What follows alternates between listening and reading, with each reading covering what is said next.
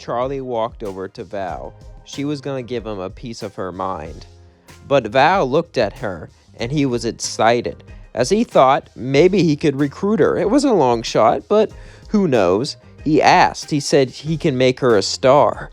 She'll be the most famous star of all time. After all, she was quite good looking, and she also was the princess. That would be great drama, great views.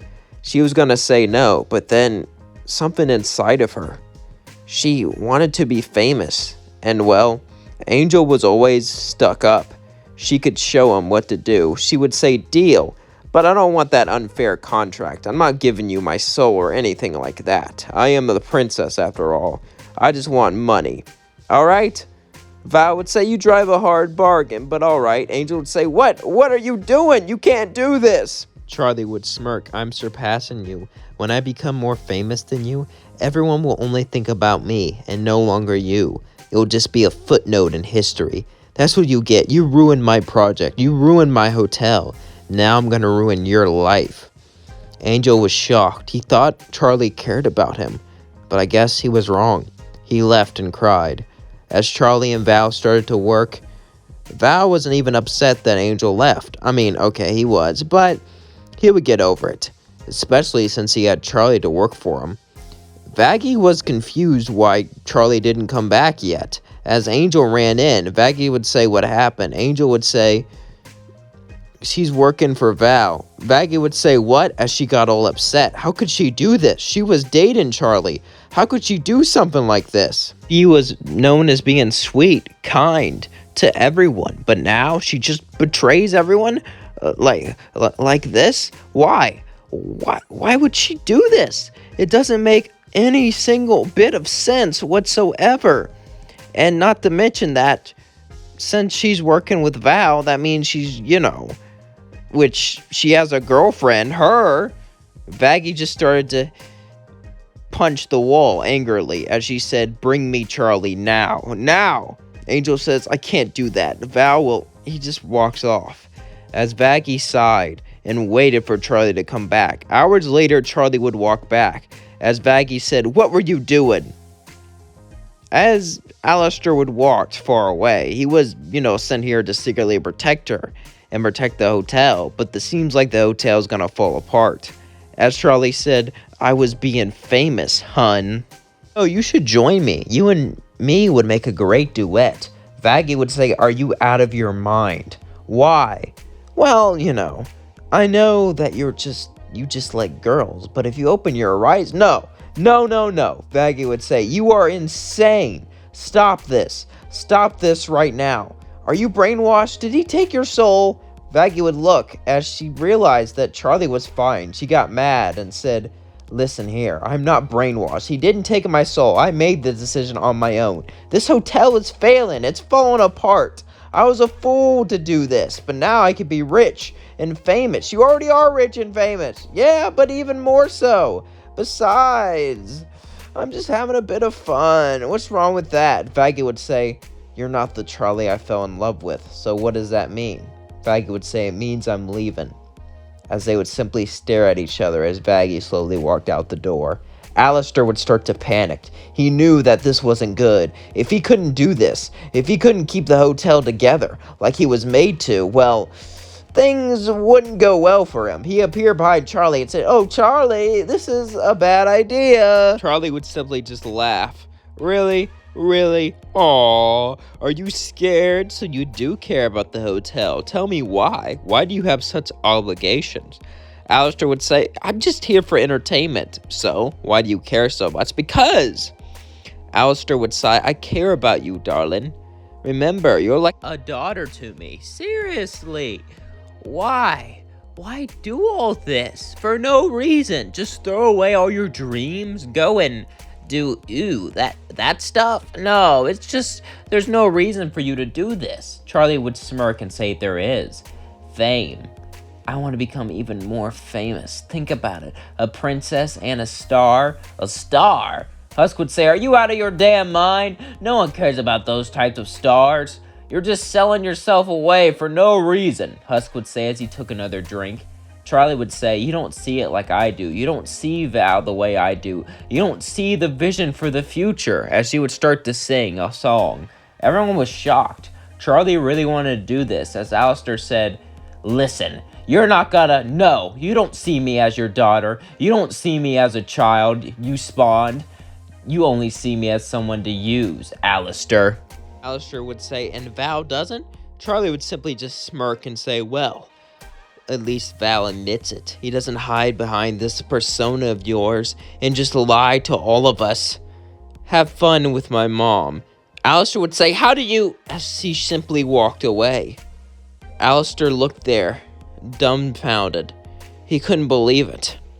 She was gone. The hotel was abandoned. He didn't really know what to do. Alastor simply sat there as he looked at Husk. "Well, I guess you're happy now. You're going to be free." Because I would walk up to Alastor and say, "What are you talking about?" Alastor would then sigh and look down. "Listen, well, it's just... honestly, I'm preparing for the end. Things aren't going well for me. Without this hotel, I have no reason to be here. And well, they could just end the contract, but... well, you know more than me, don't you, Husk? You've always known more, and I've been too prideful to admit it." Alastor would simply leave. Husk was happy that he was free, but at the same time he was sad that the hotel was gone. All this was for nothing. He had a feeling deep down, but he didn't want to be right about that. Nifty said, "No more bad guys? No! I want bad boy! I want bad boy!" As Nifty simply ran off. The hotel was disbanded. All that work, all that effort, well, it was for nothing. Weeks would pass, and news of Charlie doing her new job was everywhere. Everyone wanted to see Charlie. Charlie was famous, more famous than Angel now. Angel was just old news.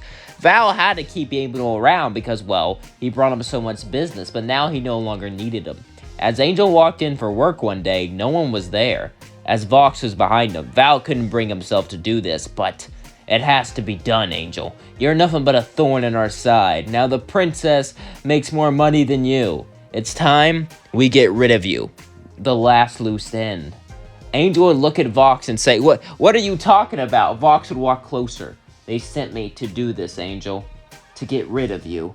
Angel would say, No, I'm not gonna let that happen." Angel would then charge at Vox, as he then pulled out his weapons, but Vox simply laughed and used his powers to knock Angel down. Vox would then continue to laugh. "Oh, Angel, I'm not gonna lie, I was quite jealous of you. You had so much attention from Val, so much fame, so much money. Basically, you took up so much time of our company, time that we didn't need, time that could have been used on other things. But now, since we no longer need you, I could finally get rid of you." Angel would keep fighting him, but no matter what he did, it was over.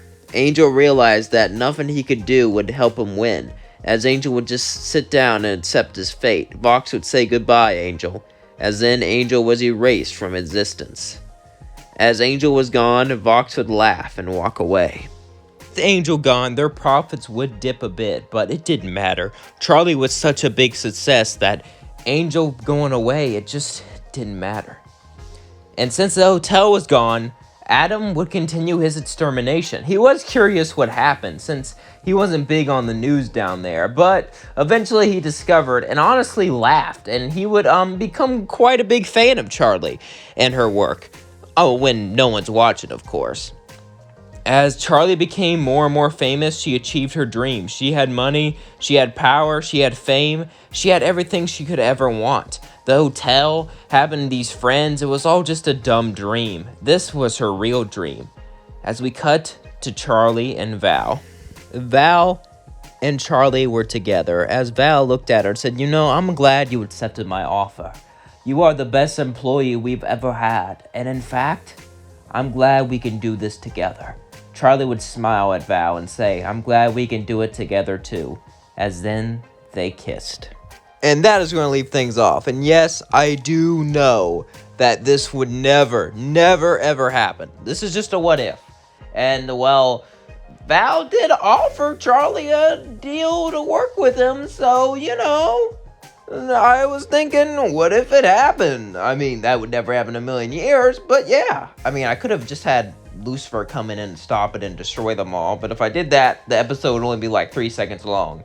So whoever wanted to comment that, I already addressed that. That's why that didn't happen. Anyway, do not forget to like, comment, and subscribe, and please let me know what you think of this video down in the comments below. And what is your favorite what if I did? I'm curious. What is it? Was it a Dragon Ball one? Was it a Has-Been one? Was it even a Star Wars one? A few of those. But yeah, hope you all liked this video. Don't forget to like, comment, and subscribe. Peace out. Love you all.